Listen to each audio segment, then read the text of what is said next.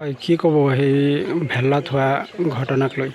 হয় চাওক, যোৱা মঙলবাৰে আমাৰ ইছলাম ধৰ্মাৱলম্বীসকলৰ পবিত্ৰ ঈদ উল ফিতৰ সমগ্ৰ ভাৰতবৰ্ষতে উদযাপন কৰা হৈছে।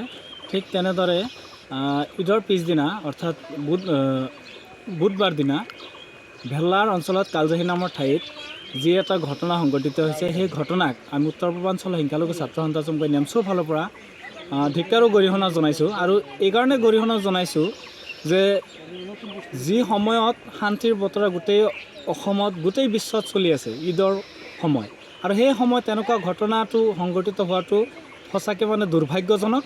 গতিকে নেমচুৰ ফালৰ পৰা ক'ব বিচাৰোঁ, তাৰ লগত এটা কথা আমি উল্লেখ কৰিব বিচাৰিছোঁ যে সেই সময়ত এটা সাধাৰণ দুটা ফৈদৰ মাজত যি ঘটনা সংঘটিত হৈছে, সেই ঘটনাৰ আলম লৈ একাংশ সংবাদ মাধ্যমে যি বাতৰি পৰিৱেশন কৰিছে, সেয়া আচলতে কেতিয়াও জাতিৰ কাৰণে, কেতিয়াও সমাজৰ কাৰণে শুভ লক্ষণ নহয়।